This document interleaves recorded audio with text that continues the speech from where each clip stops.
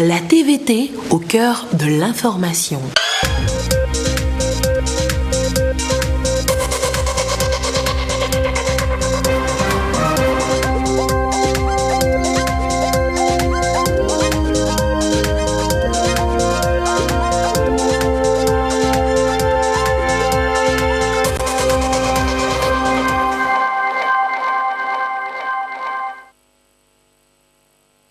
Bonsoir madame, bonsoir monsieur. Voici d'abord les titres de ce journal.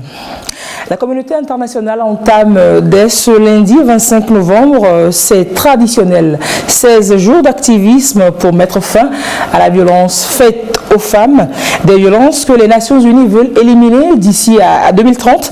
À la veille de cette journée, la ministre en charge de la promotion de la femme a livré un message dont nous vous proposerons la substance dans ce journal.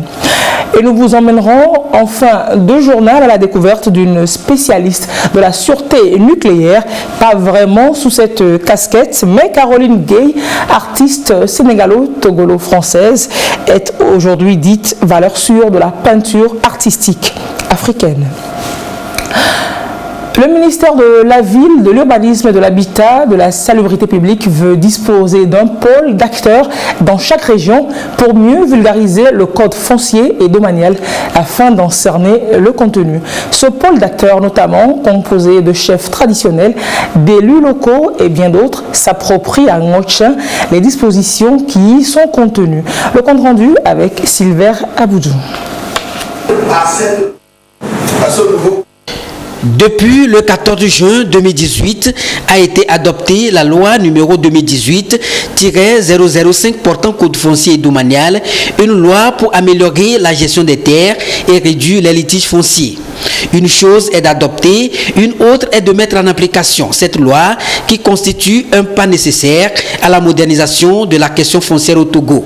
Il est aujourd'hui question de favoriser son appropriation et permettre à tous les acteurs impliqués de mieux se familiariser avec cette nouvelle réglementation. D'où cette formation de ce pôle d'acteurs, notamment journalistes, gardiens des us et coutumes, élus locaux et bien d'autres acteurs impliqués à cerner l'enjeu pour servir d'interlocuteurs en matière de sensibilisation. Les présentations que nous ferons référence aux articles qui les intéressent de premier chef dans la gestion quotidienne de la chose foncière. Donc, dès lorsqu'ils seront confrontés à ces problèmes, il suffirait qu'ils consultent ces articles-là, relisent leur contenu et ils verront vraiment comment régler ces problèmes qui se posent à eux. Des avancées notables ont été enregistrées, mais beaucoup reste encore à faire. En témoigne cet appui de la FAO, Organisation des Nations Unies pour l'alimentation et l'agriculture, qui apporte son expertise pour que l'information atteigne un grand nombre de publics à travers cette formation des pôles d'acteurs qui vont servir de relais dans leur environnement social. Qu'il ait quand même des outils nécessaires pour pouvoir mieux pratiquer la loi qui a été adoptée. La formation de ce pôle d'acteurs est un engagement du ministère de la Ville, de l'Urbanisme, de l'Habitat et de la Salubrité publique qui entend partager le contenu du code pour que chacun, à son niveau, s'implique et joue sa partition dans sa mise en œuvre. Il est important que l'on partage ce code foncier avec les communautés, tant les élus locaux, les chefs traditionnels, que les groupes organisés de femmes surtout, pour que chacun puisse, à son niveau, comprendre ce qu'est le code foncier, qu'est-ce qu'il comporte et pour quel intérêt, pour quelle fin. Quel que soit ce que l'on fait, et sur le plan économique, et surtout notamment par rapport au plan national de développement PND 2018-2022, il est important que l'on puisse sécuriser le foncier. La formation ici à Notien s'inscrit dans une vaste tournée entamée par le dit ministère depuis le septentrion pour la vulgarisation du code foncier domanial. Ceci pour permettre aux communautés, aux élus locaux, aux maires et aux chefs traditionnels de poursuivre la sensibilisation sur le terrain pour une meilleure acquisition du contenu de ce document juridique. Si au nom de Madame Et la même rencontre s'est tenue à Sokodé pour le pôle d'acteurs de la région centrale. On en parle avec Désiré Aloy.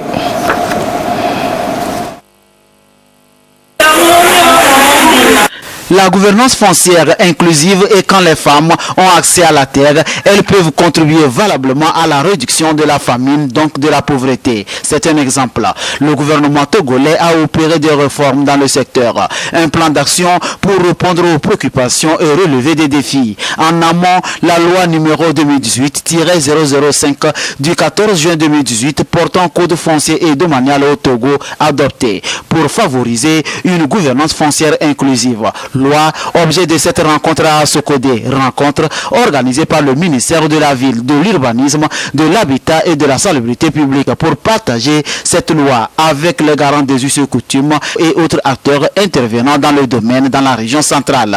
Le PNUD, la FAO et la Fondation Konrad Adenauer accompagnent le gouvernement dans ce sens.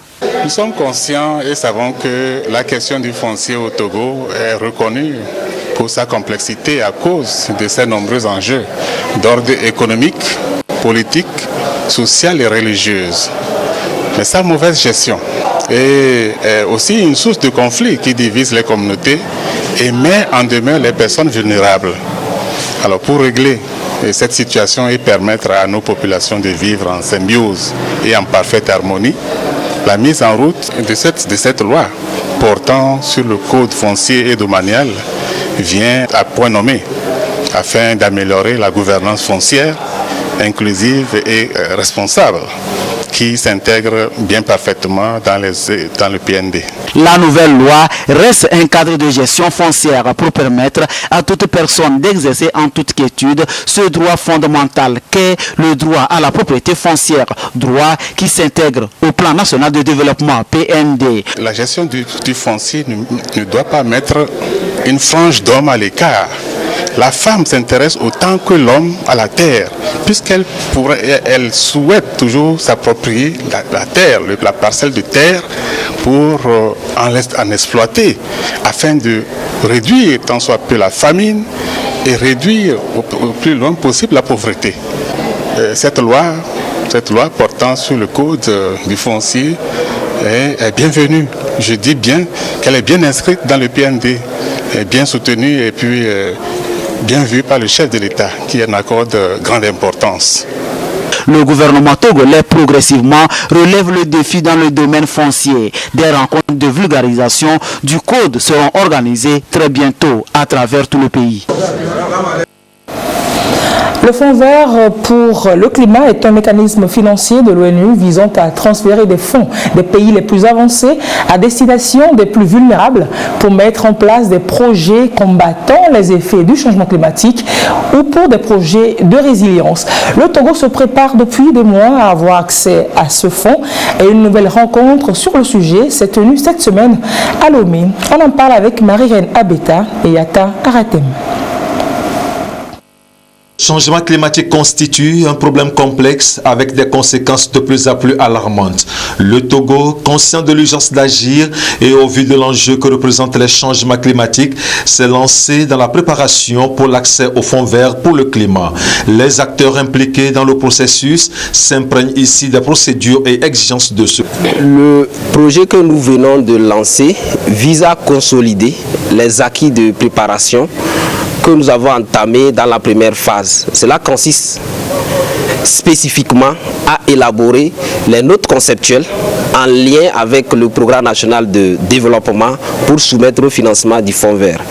Il en est de même aussi de renforcer les capacités des différents acteurs à pouvoir être en mesure d'identifier les projets, mais également d'élaborer ces projets pour ne plus encore dépendre tout le temps des consultants. Financé à hauteur de 299 729 $ US par le Fonds vert pour le climat, ce projet d'une durée de 18 mois bénéficie de l'appui technique du Centre de suivi écologique de Dakar au Sénégal. Ceci constitue la deuxième subvention pour l'exécution de ce projet.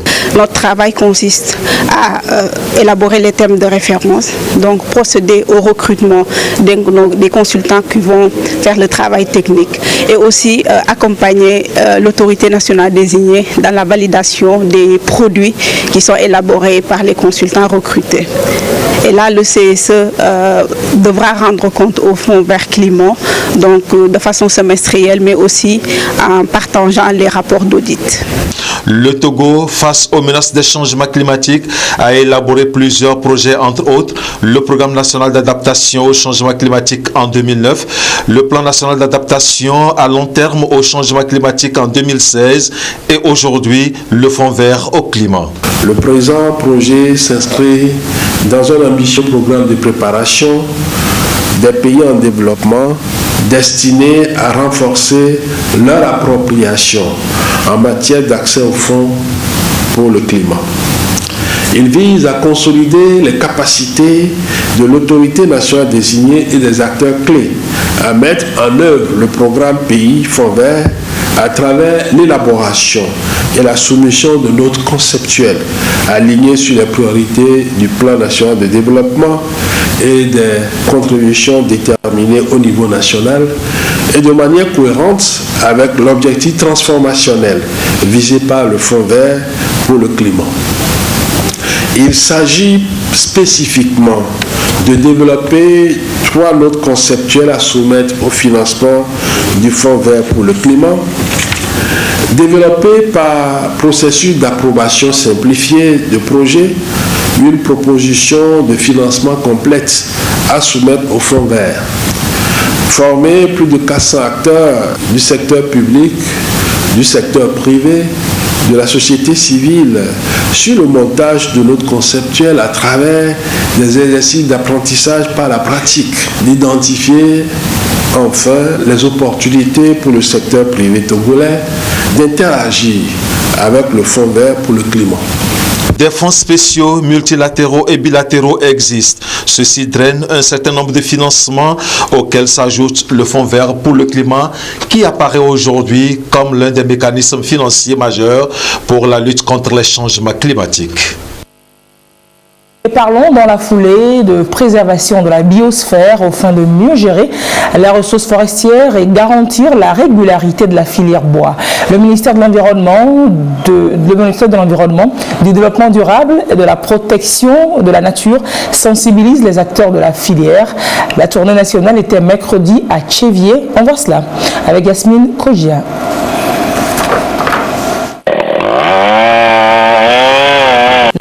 La déforestation est aujourd'hui un danger qui mine les pays africains avec pour conséquence la fragilité des sols. Le phénomène rend l'écosystème plus vulnérable aux catastrophes naturelles comme les glissements de terrain ou des inondations. Le gouvernement togolais, conscient du danger, a pris des mesures idoines pour protéger et conserver son couvert végétal.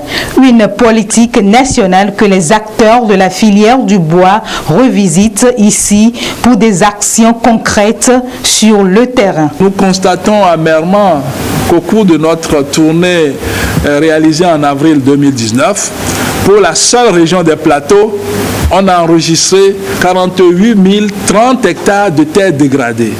Parce que on pense qu'on peut couper, on coupe aussi, comme on veut. Aujourd'hui, nous devons retenir notre attention sur le fait que le Togo a pris des engagements sur le plan international. L'engagement que nous avons pris, c'est cet engagement qui nous détermine à restaurer d'ici 2030 1 400 000 hectares de terre. L'amélioration de la politique forestière en Afrique demande à tous les États de reboiser plus de 100 millions d'hectares chaque année. Et pour garantir le développement forestier, le gouvernement togolais s'est engagé à réorganiser la filière du bois. En dehors de cet excédent céréalier, qu'il y a aussi à ce niveau des problèmes de transformation structurelle.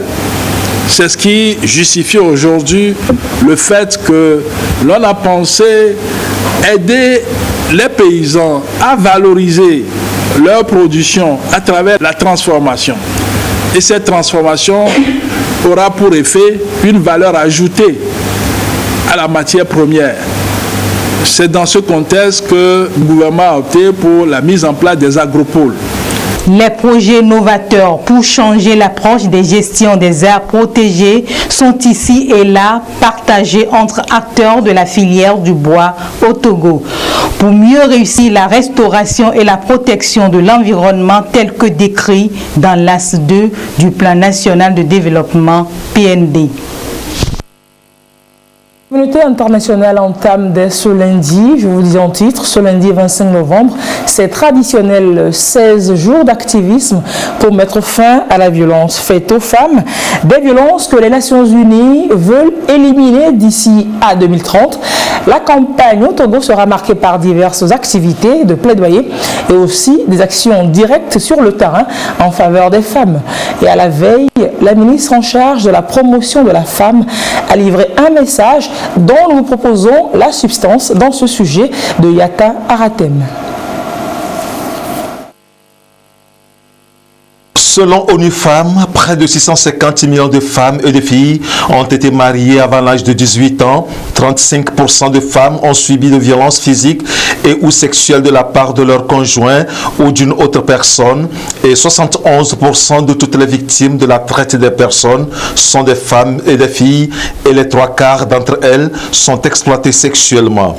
Des chiffres qui interpellent et qui nécessitent des actions. D'où les 16 jours d'activisme pour mettre fin aux violences faites aux femmes et aux filles. Dans le cadre de la campagne cette année, qui marque également le 25e anniversaire de la déclaration et du programme d'action de Beijing, la communauté internationale lance un appel à combattre plus ardemment la culture du viol, à se positionner en défenseur engagé pour la cause des femmes et des filles. Au Togo, le gouvernement a choisi pour la deuxième fois consécutive de mettre l'accent sur le thème « Maintenons nos efforts contre les violences faites aux femmes et aux filles.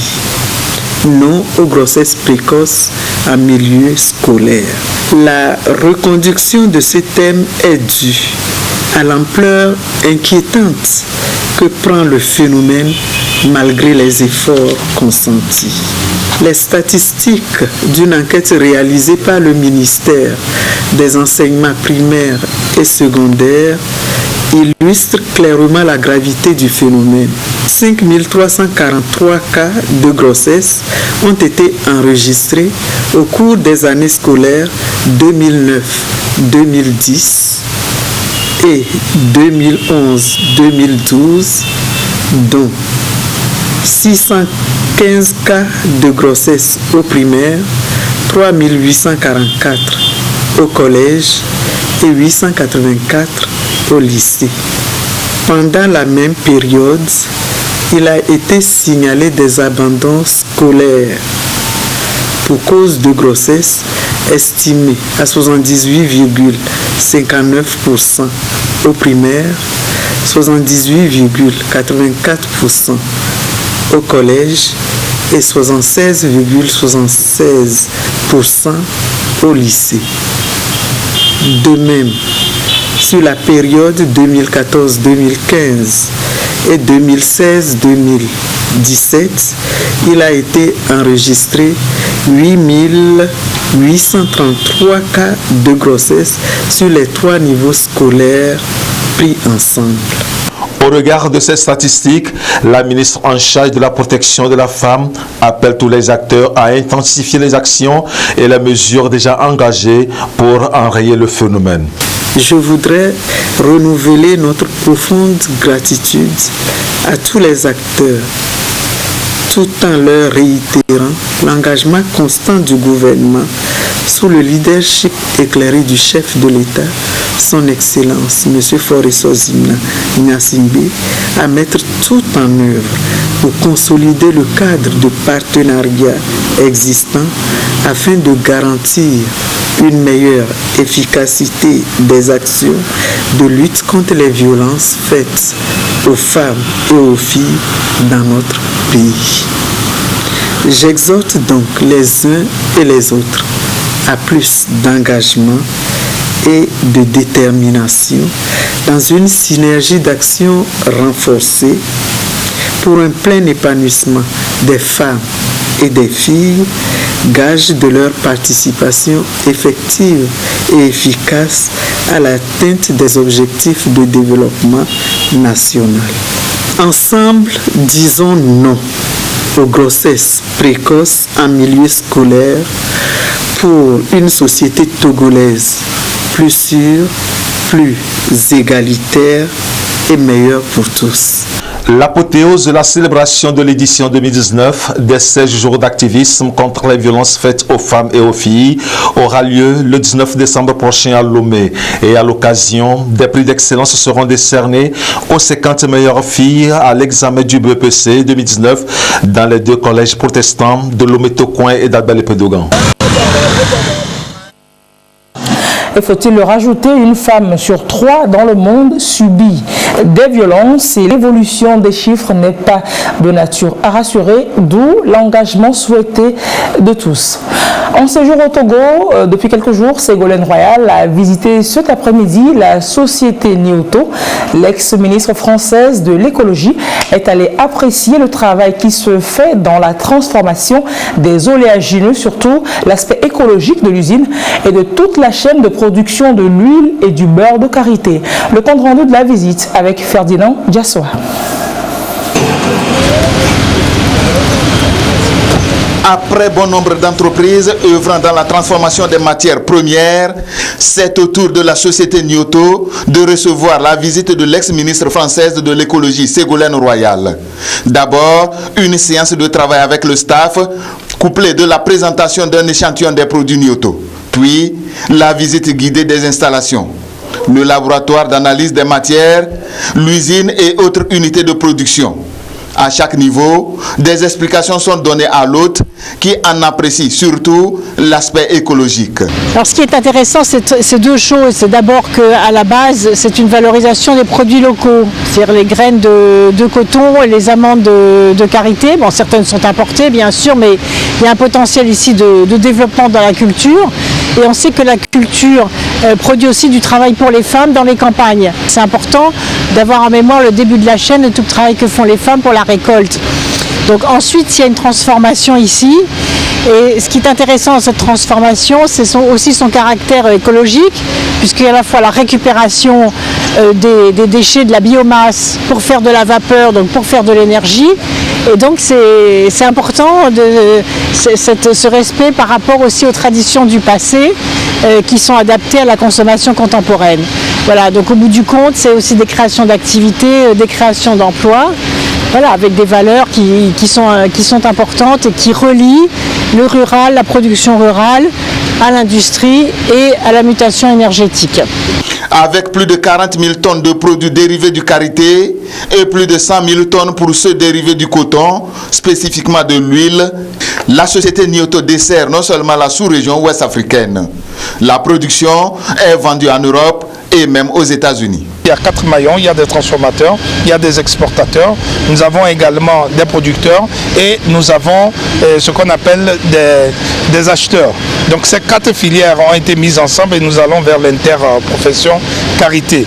Nous avons aujourd'hui la présidence de la filière des transformateurs. Et donc c'est comment renforcer l'activité des femmes, comment mieux valoriser justement ce qu'elles font pour améliorer leurs revenus, améliorer leurs conditions de vie. Et vous le savez, la Fondation Ségolène Royal est engagée sur ces dossiers dans plusieurs pays.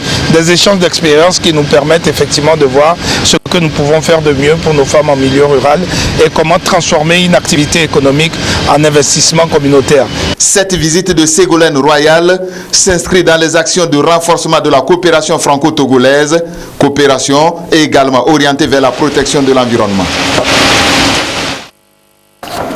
Et au chapitre politique de ce journal, cette assemblée générale du mouvement de soutien au président Faure Gnassingbé pour la présidentielle qui profile à l'horizon, les mouvements et associations du Parti Unir ont leurs candidats tout désignés. Augustin Kossi, précision.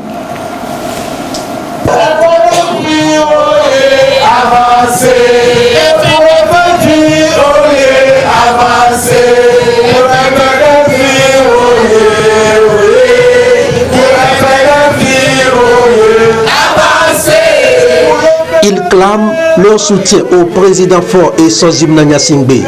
Ici réunis, associations et mouvements qui soutiennent la politique de développement et la vision du chef de l'État. Des militants et sympathisants du Parti uni, Union pour la République, venus de toutes les régions du Sud Togo pour proclamer un nouveau départ en 2020. Au cœur des échanges à Palimé, une personnalité, un nom, un leader.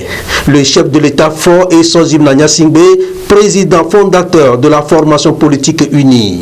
Avec eux, leurs parrains et cadres du parti. Et pourquoi le président fort en 2020? Les raisons sont multiples. En 2020, pour l'épanouissement, l'émancipation et l'autonomisation de la femme congolaise. Il est ça tellement que les gens ont demandé la reprise de la coopération, il a repris la coopération pour la sécurité et la sûreté maritime. Un jeune président, mais qui a la sagesse du roi Salomon, à travers sa façon de gérer les crises et toutes les situations conflictuelles que certains cherchent à créer. Ensuite, pour sa vision de faire de notre pays un pays émergent d'ici 2030. Le président de la République incarne tout simplement pour cette jeunesse une vision, celle qui inscrit le pays sur la voie des réformes et de la croissance économique. Après avoir passé en revue les différents chantiers réalisés par celui qu'il surnomme l'homme de la situation, les mouvements disent oui à la candidature de leur président en 2020. Le Togo a amorcé un développement très remarquable sur tous les plans. Le bilan du présent mandat placé sous le signe du social connaît un succès éclatant. En effet, on note une nette amélioration des conditions de travail et de vie des Togolaises et Togolais. Cela montre à suffisance que les promesses ont été tenues, même au-delà des attentes dans certains secteurs. Toutefois, des défis restent encore à relever, comme partout dans les pays, même les plus développés.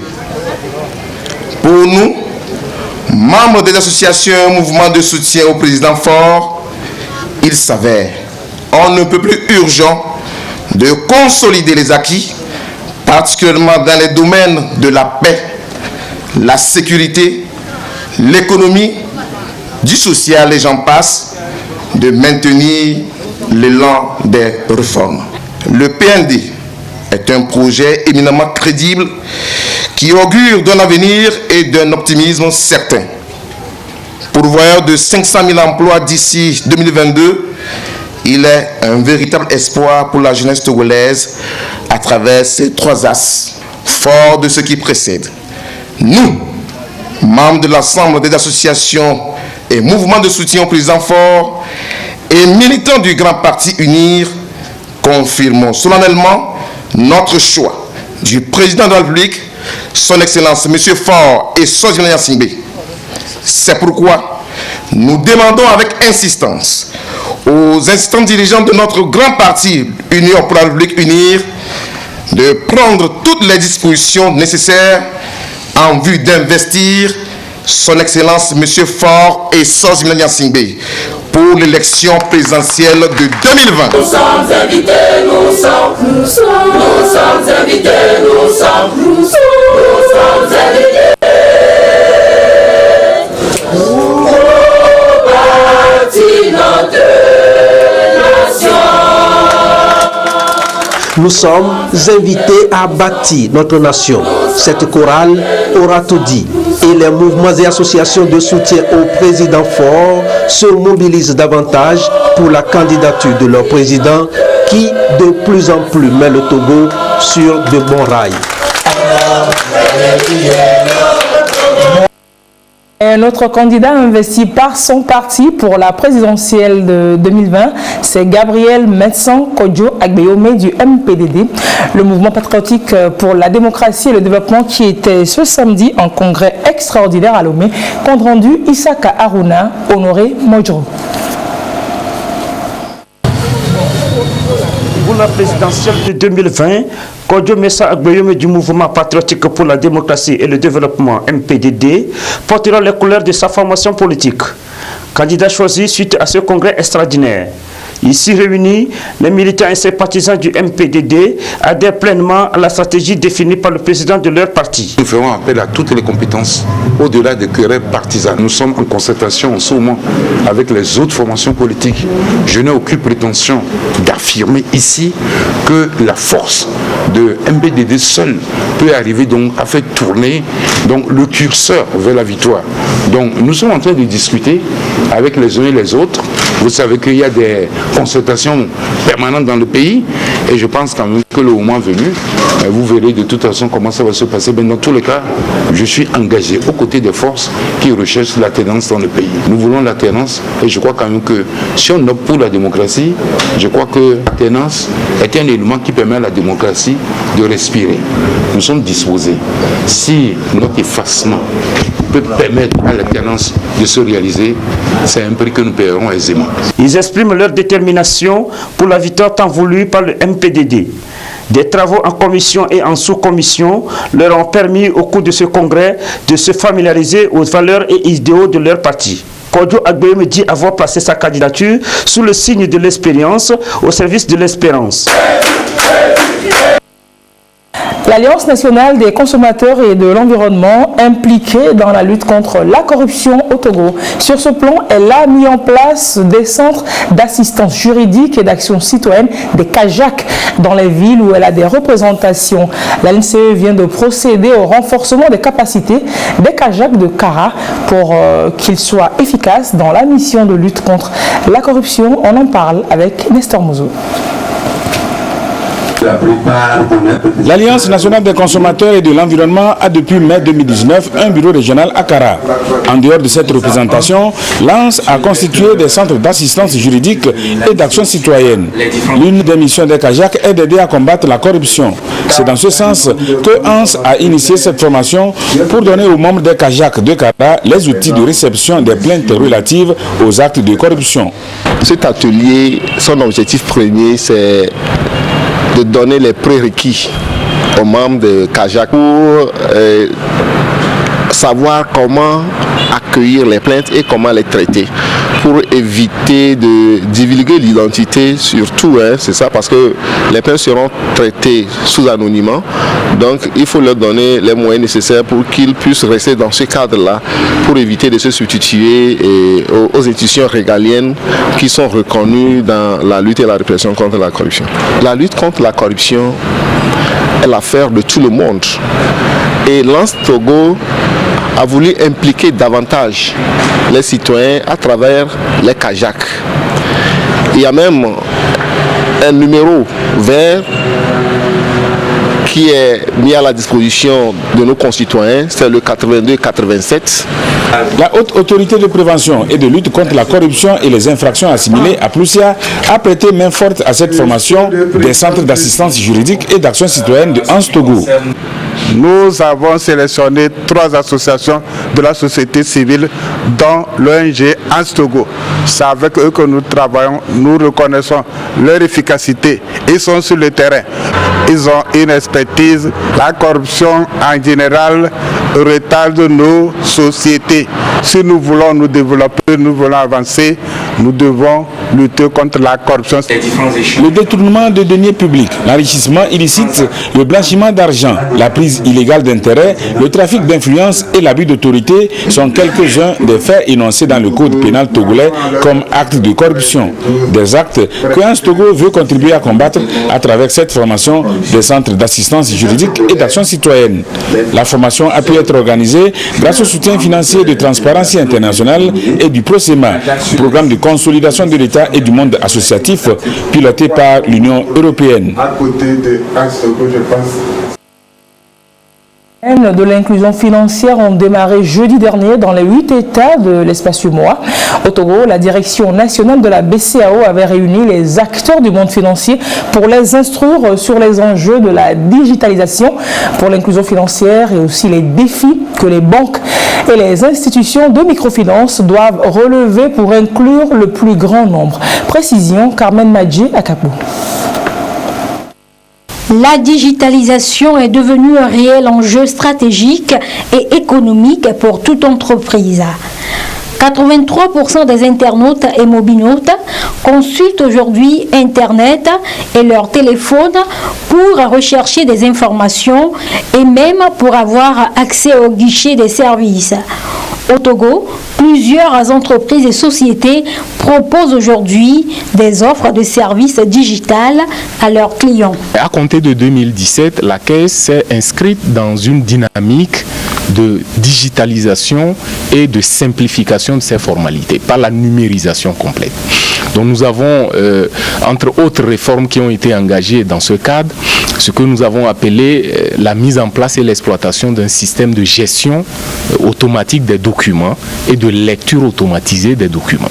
Et deuxième innovation majeure, c'est ce que nous avons appelé le dispositif biométrique de contrôle de vie de nos retraités. Donc ce système nous a permis également complètement de sortir ce qu'on appelait avant les certificats de vie qui étaient physiques pour aller vers donc la digitalisation complète de cette opération. Et en dernière position, nous avons mis en ligne à travers une plateforme numérique toutes les formalités de la sécurité sociale.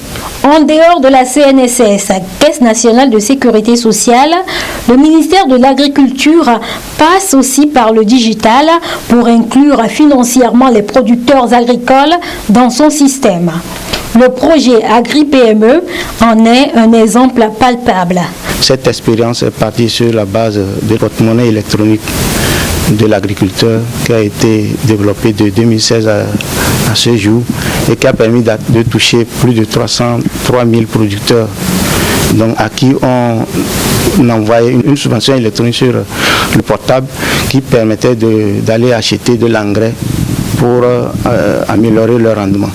Donc à l'issue de cette expérience, les producteurs ont pu améliorer leur rendement, ont pu améliorer leurs revenus, mais il a été constaté qu'il faut développer un environnement relationnel pour leur permettre d'avoir accès facile au financement et au marché. D'où le chef de l'État a initié le mécanisme incitatif de financement agricole fondé sur le partage des risques, le MIFA, qui permet à ce jour de constituer une base d'acteurs des chaînes de valeur agricoles. De nombreux acteurs se sont spécialisés dans le digital. Une initiative tant appréciée par les partenaires techniques et financiers du Togo. Mais je pense que le mot d'ordre, c'est vraiment la structuration des chaînes de valeur. Je pense que c'est comme ça qu'on va mieux contribuer à mettre en œuvre l'axe 2 du PND, qui est un peu la colonne vertébrale en fait, même de cette initiative.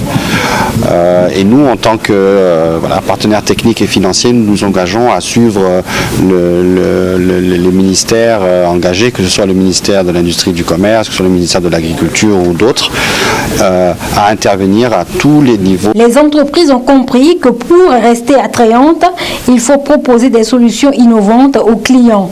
Et donc, à cette édition 2019 de la Semaine de l'inclusion financière, une foire sera organisée pour permettre aux populations de découvrir les offres de services des différentes banques du Togo.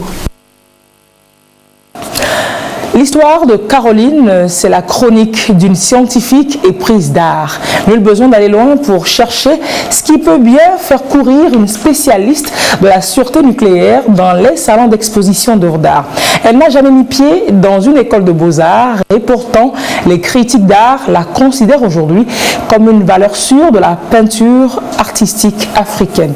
Caroline Gay de l'art des sciences à la science de l'art, découverte avec Ferdinand Jassoua. Sur cette toile se côtoient la physique et la peinture.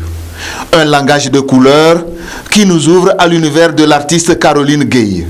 Des œuvres structurées qui font écho des ondes de l'espace. La jeune femme ne se contente pas seulement de faire de belles choses. Elle nous offre sa vision de la vie imprimée sur ce tableau. Caroline Gay dénonce ici le kidnapping des jeunes filles par Boko Haram, Fukushima, la succession de Mandela avec Zou Mandela et surtout le pillage organisé des poissons africains.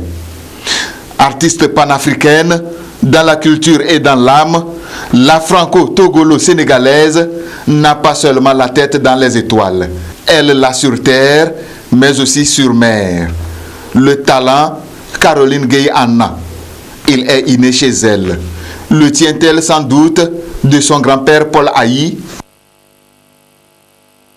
La découverte donc de Caroline Gay avec Ferdinand Yassoua, c'est ce qui me fait à ce journal. Merci de l'avoir suivi. À 22h30, vous serez en compagnie de Ekwe Salah pour vous servir. Restez sur la TVT pour la suite de ces programmes. Au revoir et à très bientôt.